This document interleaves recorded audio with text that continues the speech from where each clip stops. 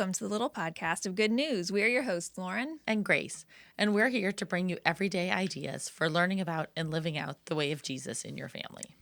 So, Grace. Yes. You know how everything, all the things, full swing right now, school activities, church, holidays around the corner. Everything. All of it. Yes, it's like, Yeah. Mm-hmm. Yeah, it's real. How can we parents practice self-care in the midst of our busy lives? That's a fabulous question. I'm really hoping you have good news for us today, Grace. Because I am legit asking this question. This is not just for the podcast. I need to know. I hope so. I was texting one of my friends last night, and I was thinking, oh, shoot, we should have scheduled this and had her come on as our guest. But instead, I'm just going to relay all of the information. Sarah Edgecombe, who is... she's a licensed clinical social worker. She works with parents as teachers where I used to work. So she specializes in parent-child interaction and stuff like that. She's also a member of St. Charles Avenue Presbyterian Church. Yeah.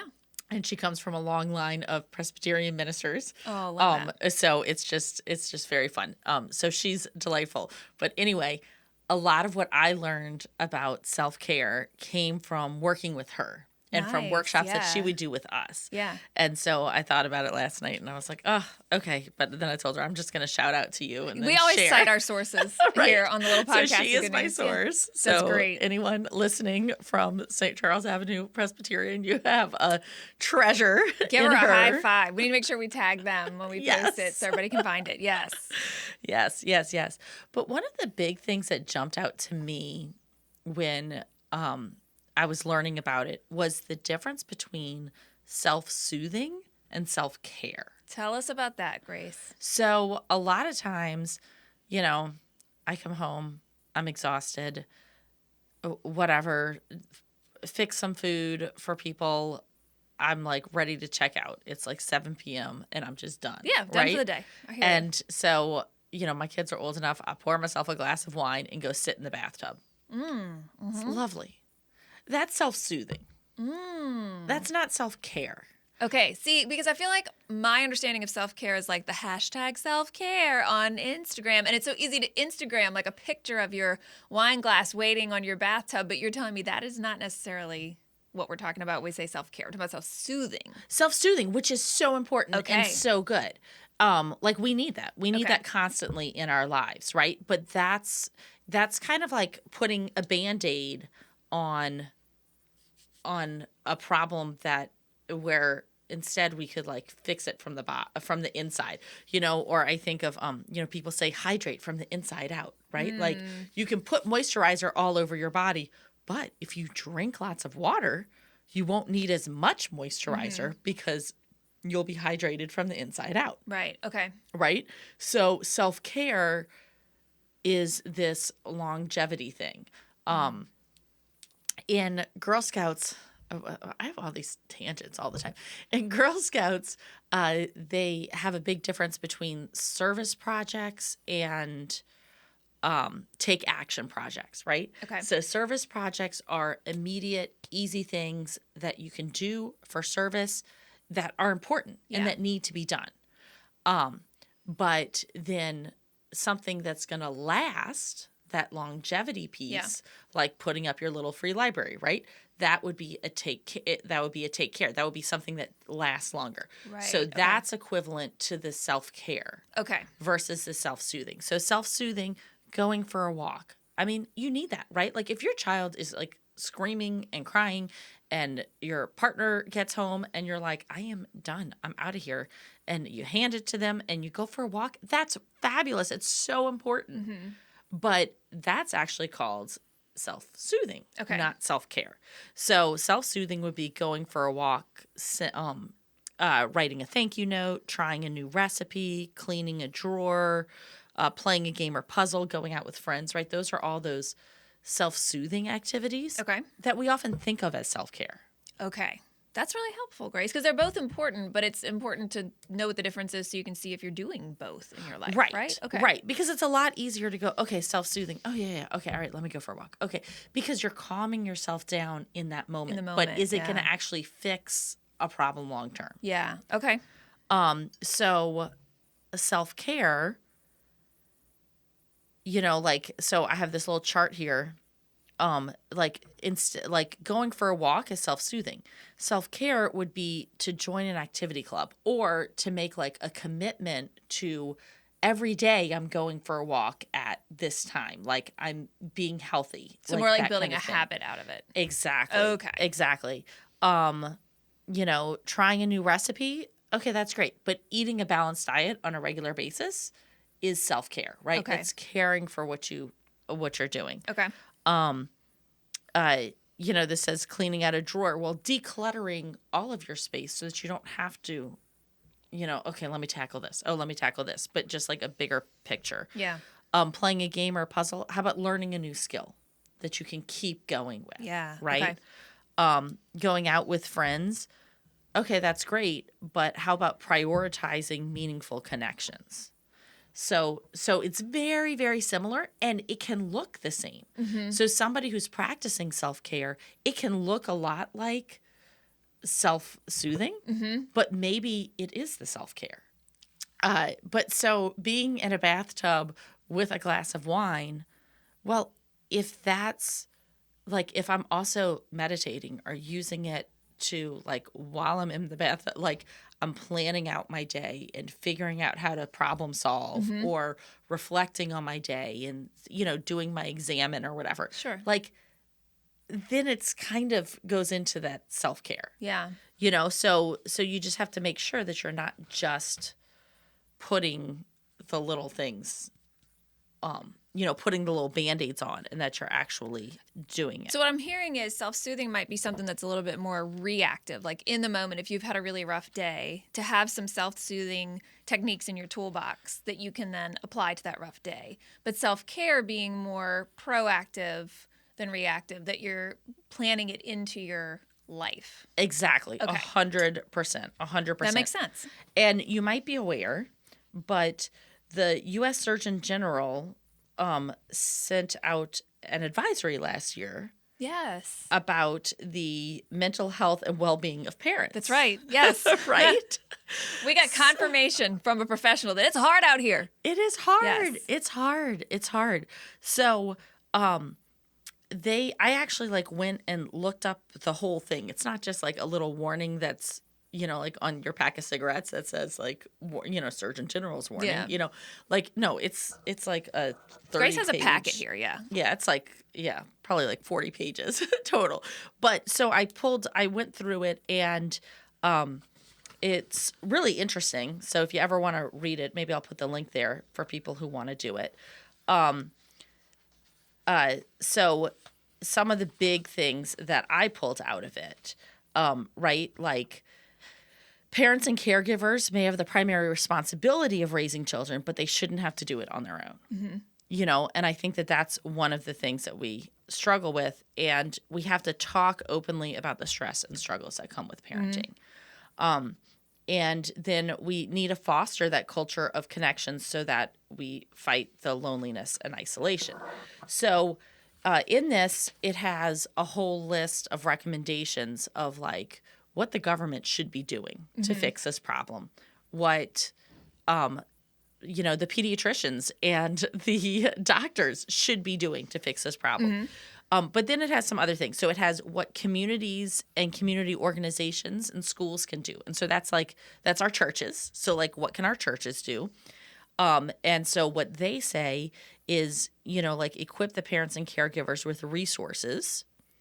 So talking about it, having that list at your church of here are good counselors, here are good therapists who can help with different things, as well as connections with local daycares and things like that, especially, knowing your population and what are their needs. If their needs are financial, then have, those resources of, okay, how can we help you financially get into a daycare and things like right. that can give you that support. And create opportunities to cultivate support and connections. Yeah. Our little circles, right? Right, exactly. And your little circle might be called something else at your church, but we just say that to mean a gathering of parents. Right. elevating the voices of parents and caregivers to shape community programs and investments. So make sure that you're including them in your model and your plan. And strengthen and establish school-based support programs. So there's actually like they want, they want community people in the schools, like pastors going to priests, like youth ministers going to like football games or volleyball games. Like, not only are you showing the kids that you're supporting them, Right. but you are showing the parents that you support them. Right, exactly. One of my friends from church, an older woman, she's not that old. She's older than me. Her children are grown. She came to one of my girls' violin concerts. Oh. And it was just so sweet, and it touched me so much. I'm sure it touched my girls, but like for me to just know how much she cared. Right. To come and support, it really felt like I wasn't alone. Right, right? Exactly. I always think of when Bishop was doing more like school chaplaincy type work, and there was the girl who invited her to her bat mitzvah because she was like, you're such a part of my faith life, even though you're teaching Christian chapel. Like you've got to be there. And Bishop went, and she tells the story so much better than I do. But just that showing up and just being part of everyone's every day and showing that this isn't just something that during a scheduled time we're together, but that it's more we're a community, we're a group. Yeah. And then that's what the Surgeon General says that family and friends can do, right? Connecting with the parents and caregivers in your life on a regular basis, like checking in on them, seeing how they're doing, and then also learn about the mental health challenges parents and caregivers may face. Especially right after somebody has a baby or whatever. Postpartum depression is real. Right. Like people, and even just baby blues if they don't have postpartum depression, Right. all that stuff. That's huge. This is something, if we have any youth ministers who listen, and I'm sure we do since the little box is in so many youth ministers' hands, our outgoing youth minister at my church, he's unfortunately moving. How dare he? But something that he always did really well was, I'm sure he had it like on a calendar where, it kind of prompted him which family, but he would check in with parents regularly. It'd just be a quick text, wondering how things are going. How can we better support you? How can we be praying for you? And it meant so much every couple of weeks to just get that text from him. And he was also somebody who did a lot of listening sessions, not necessarily in a really formal way, but he was always in tune with what people needed. And that was how our very popular Parents' Night Out program started, where once a month on a Saturday evening, he would provide very affordable child care in this fun, safe church-trained environment where on a Saturday night, parents could drop off their kids, pay a really affordable rate for their kids to have dinner and a craft and activities and just a really fun time where parents could go out to dinner together if they wanted to, or just go flop on the couch child-free for a couple hours if they wanted to. But it grew out of his trying to be exactly what you're talking about. How can the church be more of a support system for parents? And so everything that you're saying is stuff that our priests and pastors who are listening, our youth ministers who are listening, really could take and use. Yeah. And so I am going to get into what you parents and caregivers can do for yourself, but we're going to pause on that one because I'm going to bring some Barna studies. We love a Barna study. We love a good Barna. Barna needs to start mailing us every study they come out with because we are like just such Barna nerds. So there's a brand new one that just came out about the mental health of teenagers today. Very important, yeah. Like they just did all this research. And so especially like dealing with youth ministry, like anybody who's dealing with like, that generation, the high schoolers right now, like definitely look it up. But some of the things that I found interesting, like first off, their first statement, parents today are overwhelmed. Really? Imagine that. No kidding. In other news, the sky is blue. Yes. And not only by the teens facing mental health struggles, but then also by their internal stress, right? So they did their own kind of research on it. So it's it's interesting here, just all these really, the Gen Z, so those are the youngest Gen Z are in high school right now, and how anxious they are about so many things. And but then, you know, the next two groups, the millennials and Gen Xers, right? Like the parents, like they're pretty close, you know, and so you can't you can't care for somebody when you're not cared for yourself. Right.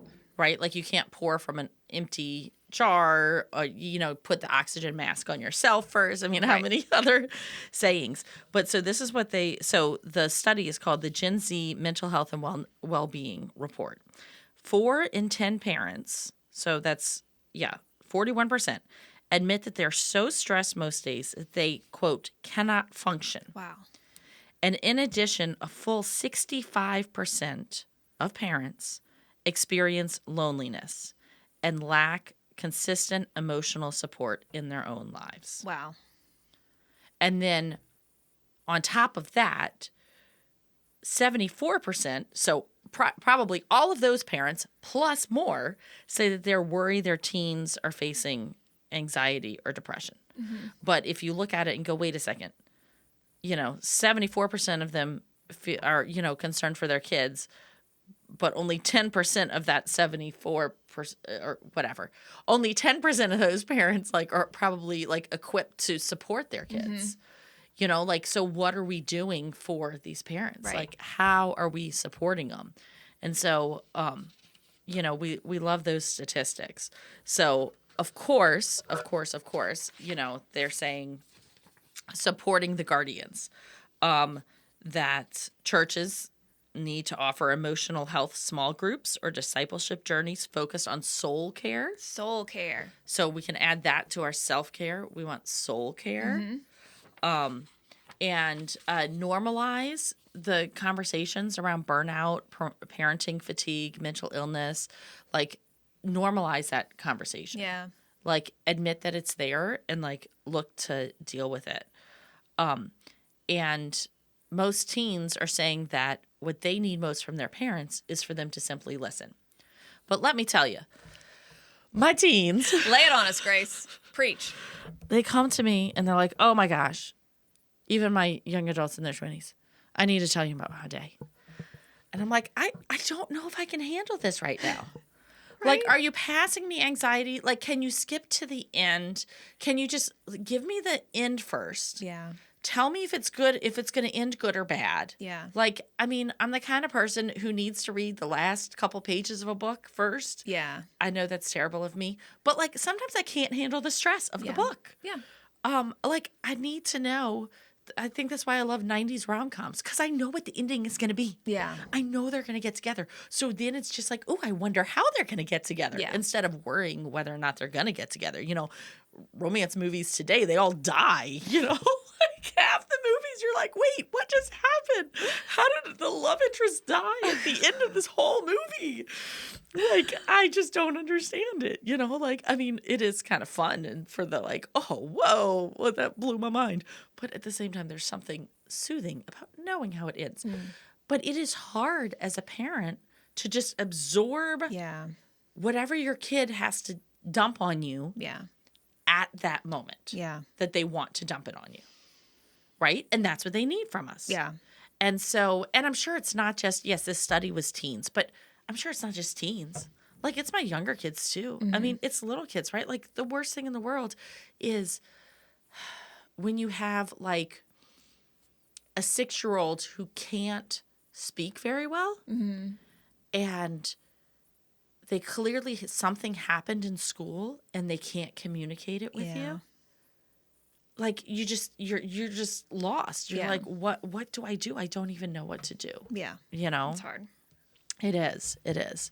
So, trauma therapist and minister Dr. Anita Phillips reminds us the best gift we can give our children is our own healing. That's good. Right? But healing and resilience don't come from parenting tips alone. So they grow in community through presence, prayer, and practical support. So the church has a big role in this, and, our community has a big role in it. Let's see. Is this saying more? Yes. Okay. So now I bet you're wondering, well, how are people practicing self-care? Right. There are only so many hours in the day. Right. Mm-hmm. So Barna Trends 2018, more Barna studies. Y'all, I have so many. If you're on YouTube, you can see I have all these stacks of papers. Y'all, the Barna studies, we cannot get enough. We are not paid by Barna. We should tell you at this point. We're not a sponsor, but they should They be. don't even give us this stuff. Well, They've never heard of us. We love them. This last study, I was able to download it for free, but you have to pay for the hard copy. So I just printed the one section that I wanted. So, oh look, 1 in 4 adults find time to get outside and think deeply. All right, great. So it's kind of going through this as to how people are doing different things. Mm-hmm. Oh, generations unwind in different ways, right?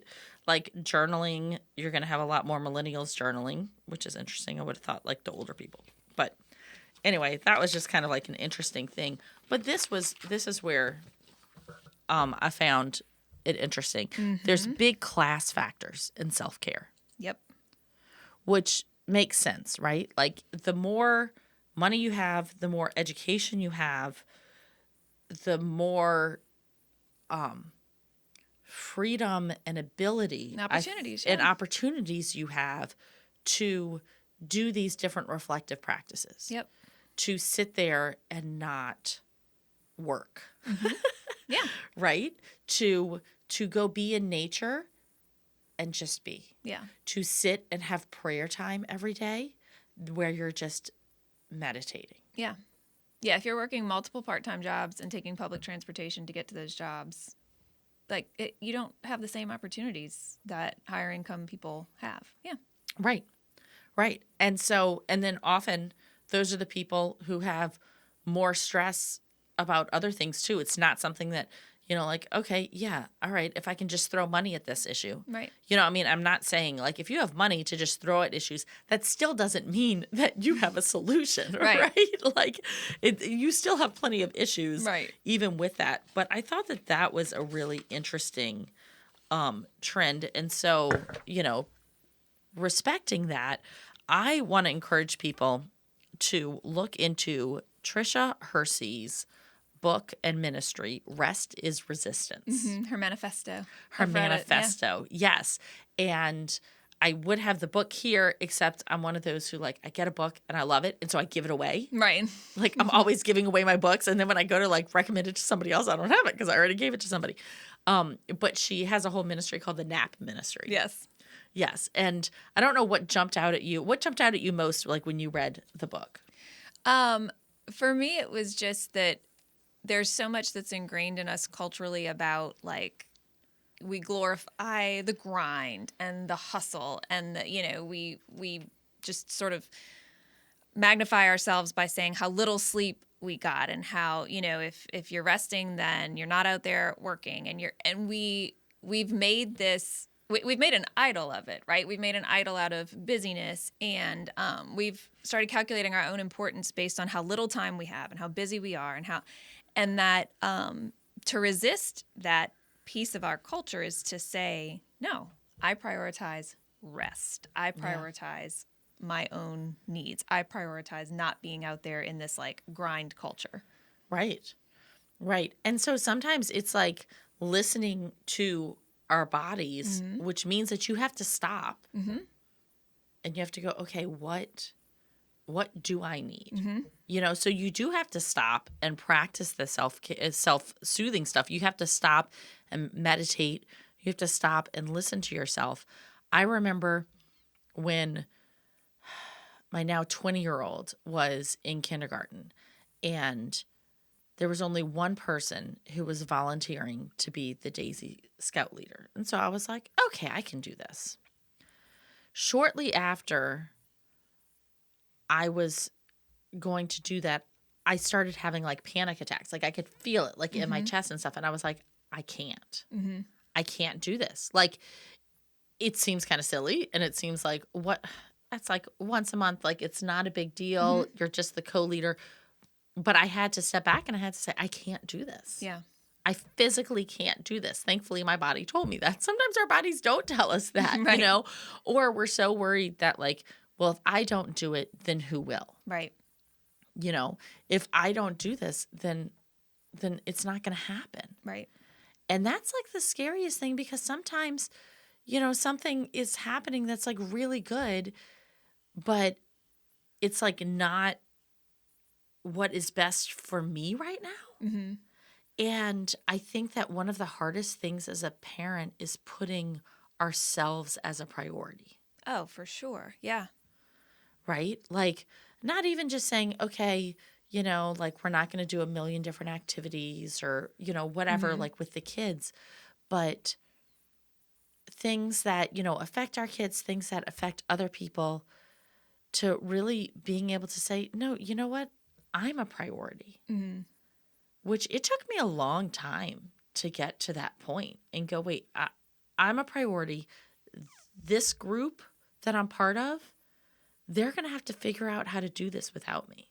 Mm-hmm. Because right now, this is what I need to be doing.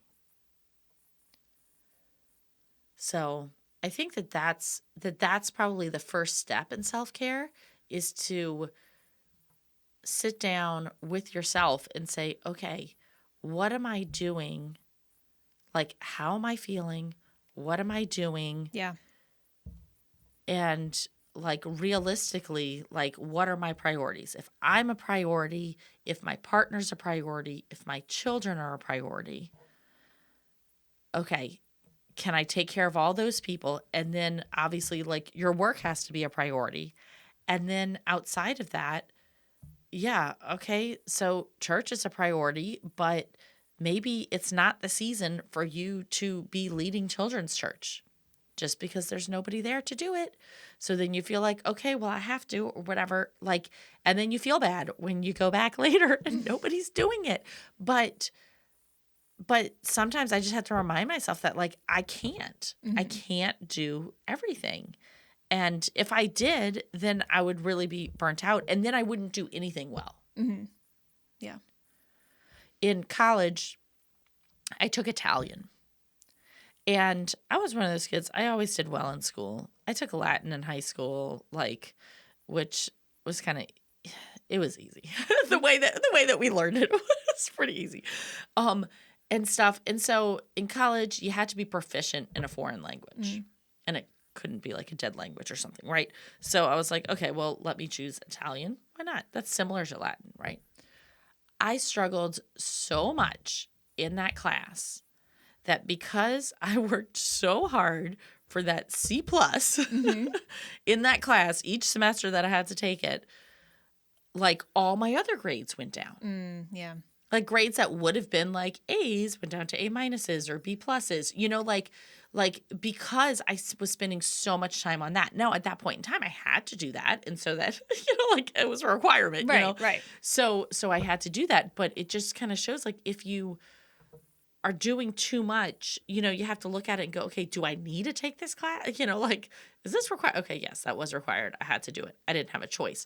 But to realize that, you know, one thing will draw on the others. Right. We only have so much to give. Right. Yeah. So tell us what you're learning about how do we do it? How do we manage this self-care? How do we work it in? Right? So how do we do it? Well, Yale tells us. Okay. Yale tells us definitely practice that mindfulness and breathing. Okay. Okay. So learning how to bring the oxygen into your body during times of stress, it'll interrupt the stress response. Good to know. And so it'll help you like just breathe. And even like with a kid or a, you know, like a lot of us are in that sandwich generation. Oh, we should do a podcast on that. The sandwich generation, like caring for parents or grandparents or whatever. Like I remember with my grandmother, like, you know, when somebody gets worked up, if you just start taking deep breaths,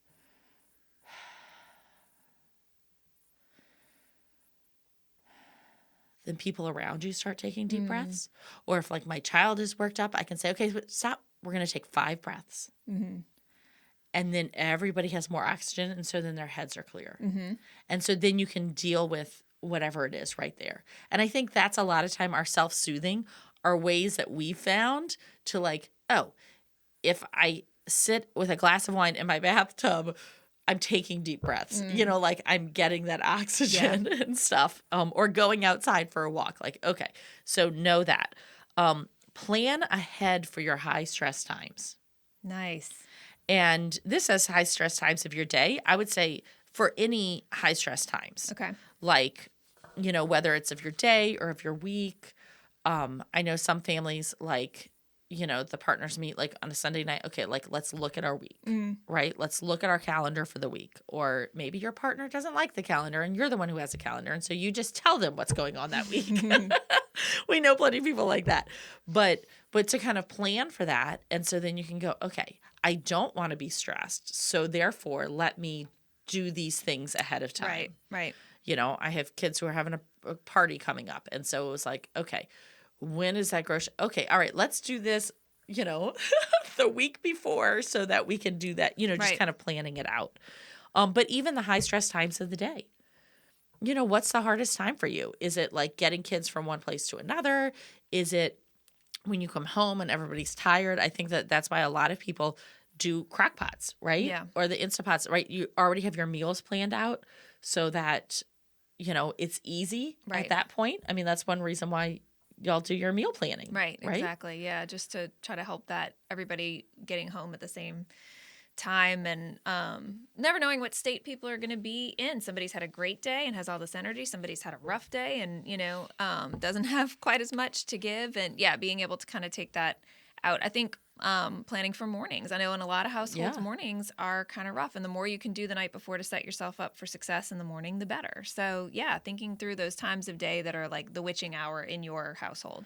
Right. And so just being aware of that, not only with yourself, but with your kids and for yourself. I mean, like, I know like after 7 p.m., my brain kind of shuts down. I'm done. Yeah. I am so done. So I always tell kids who are like, I'm not doing homework till later. And I say, okay, if you need me, this is when I'm available to help with homework. Yes. I can't help with homework very well after that. We will probably both end up crying. If you're trying to ask me to think at 9 p.m., it doesn't happen. It's not happening. Like my brain is checked out. But to know myself well enough to be able to share that. Yes. So then they can plan it. And I do that with my kids too. I think that that's really helpful to let them plan like, hey, you need to do the dishes tonight. What time can we expect you to do that? Okay, but you're on unload and someone else has to load after you. So you can't unload at 10 p.m. Right. Because that's why we have dirty dishes in my sink this morning, because somebody decided they were ready to unload at 10 p.m. 10 p.m. And I'm like, that's not helpful, folks. Right. But just being aware of other people, but giving them the freedom of like, okay, you really need to practice your violin today. What time do you think you're going to do that? And so letting them kind of regulate themselves as well. Another strategy that Yale says is make a done list. So you don't have to make a to-do list. We all know that we have a million to-do lists, in our head and stuff. But at the end of the day, like take some of those moments, like if you're doing your exam and if you're like looking back on your day, write out a done list. Like, what did you do today? Yeah. What are all those awesome things that you accomplished? Yeah. And so, then you don't have to worry that like, there's things that are that are still on the to-do list. But when you have a done list, like even just three things that you accomplished. Yeah. Then you get that dopamine fix of like, woohoo, I did this. Prioritize and outsource, Once again, like all the tasks, it's endless. Like what we're doing, it's crazy. Like, so, some things like, my house really gets the cleanest right before we have a party. Because then everybody's excited to help. Yeah. And so sometimes I let it get like that. And then I'm just like, okay, we better have a party. Yeah. Because that's what's going to get it clean. And so I'll let the kids have a party and they clean the house and it works, At different times in my life, I've had more money and I've hired somebody to come clean my house, but we don't always have that, right? Like, sometimes you can do a pickup from the grocery store. Like Walmart, Like, you can do a Walmart pickup for free. Like, to have it deliver it, it costs money. But you could still, like, late at night, go online and, like, order all your groceries and then just go pick it up after work the next day. Yeah. Cut out all that. Unless for you, walking around the grocery store and shopping is one of those stress relievers. Right. Like, sometimes it is for me and sometimes it's not. It kind of depends on what I'm shopping for. Yeah. So, but really thinking about it, prioritizing, outsourcing, talking to your partner, talking to other people, like, like if you can't drive your kids everywhere, sometimes I tell my kids, okay, you're not going to practice today. Just take the bus home. Yeah. Because I'm not driving back out to get you because I already have to get this person or whatever, But at the same time, if there's somebody else who, like, lives near you, it's like, hey, can they get a ride home with you? Yeah. And then next week I'll drive, things like that. And then seek emotional and physical support. A time with friends or extended family, individual psychotherapy. Y'all, we are not therapists. We are not therapists. We definitely, encourage people to get therapy if you think that would help you. Workshops, trainings, conferences, go away for a week and learn about yourself. Do the Enneagram weekend, learn about yourself more. The more you learn about yourself, the more you can help other people. And then, there are resources out there. Like, if you're in the hospital for a while with your kids, there's advocates there, right? Who you can do. If you have kids who have special needs, there's advocates at the school. If your kid's having a problem at the school, call the school. Call, say, hey, can I have a meeting? And don't come in with your fists ready to go, but instead come in and go, okay, we all want this child to succeed. I'm having a hard time. Can you help me with this? I had one teacher threaten that they were going to send one of my children to detention. I said, please do. Because they're not listening to me about this topic. Yeah. So please do what you need to do. Yeah. We need to rely on other people, and we need to know that it's okay. Because the more we take care of ourselves and do these things, that's what our kids are learning from us, right? So they're seeing how we're dealing with our stress. They're seeing our health practices.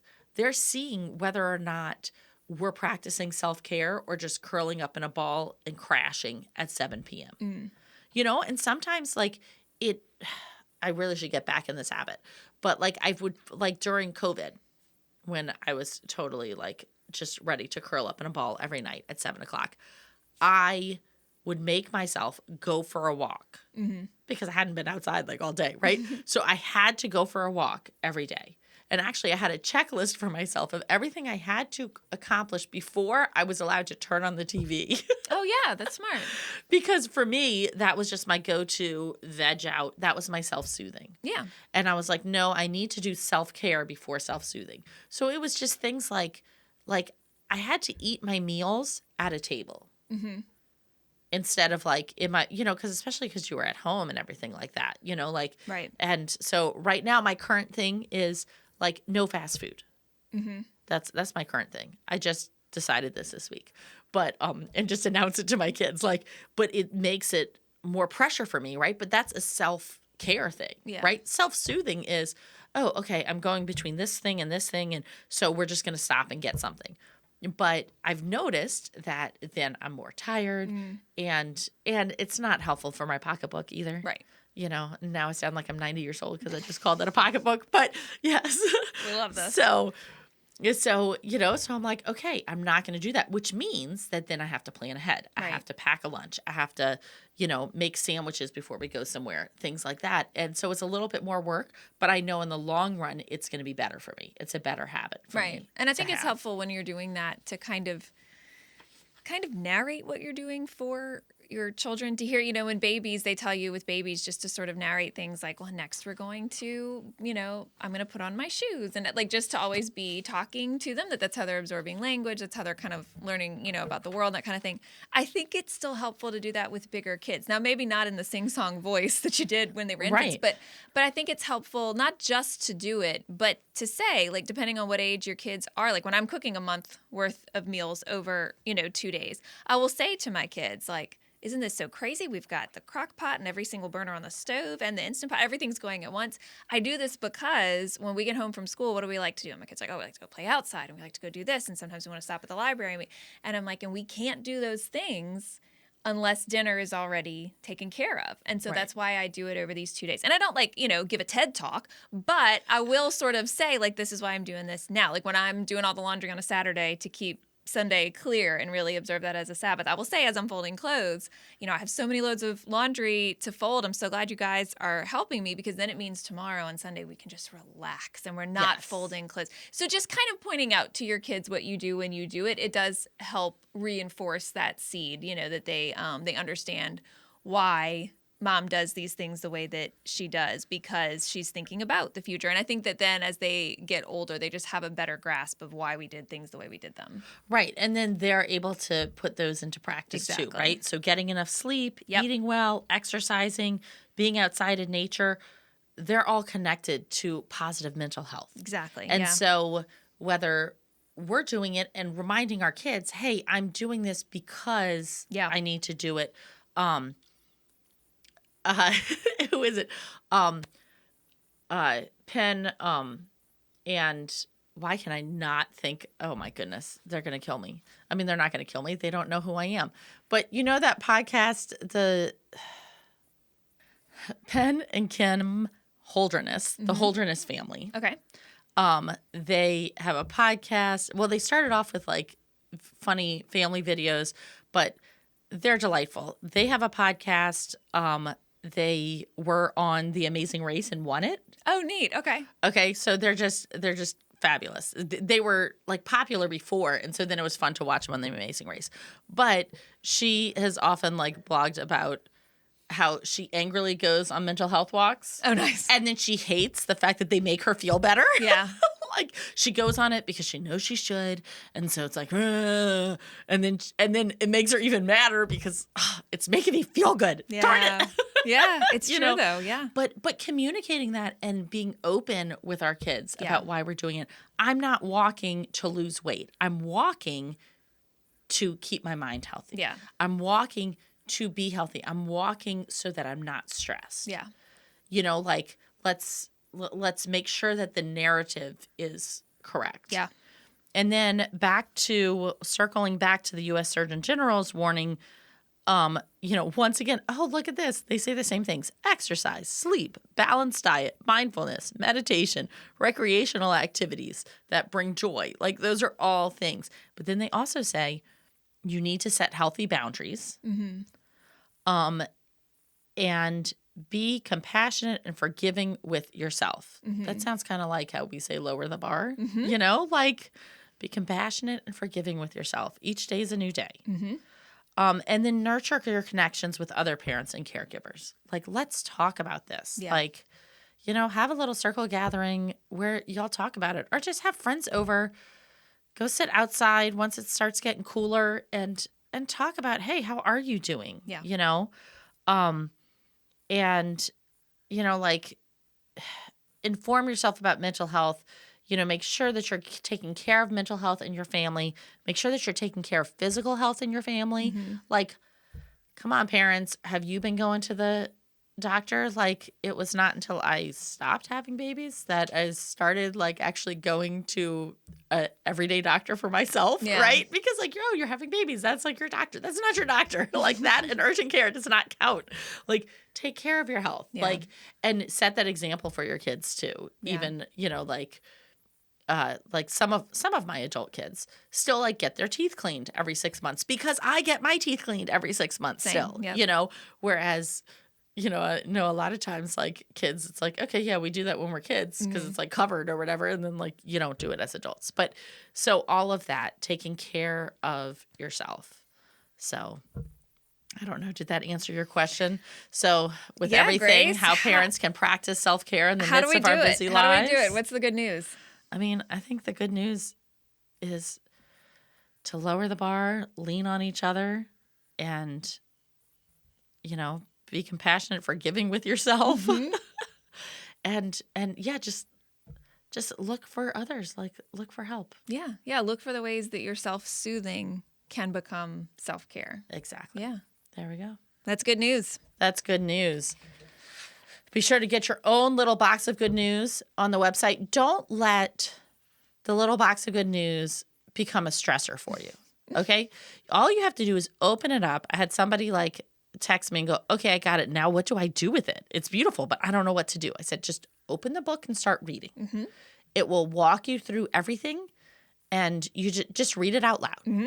And it's beautiful. So littleboxofgoodnews.com. Be sure to rate, review, and subscribe to this podcast. Follow us on Instagram, Facebook, and YouTube at Little Box of Good News. Till next time. Bye. The Little Podcast of Good News is a ministry of the Little Box of Good News. The hosts are Lauren Dunn and Grace Rose. This podcast has been edited by Cyril Rose and is produced by the Episcopal Diocese of Louisiana. For more from the Episcopal Diocese of Louisiana, please visit us at edola.org.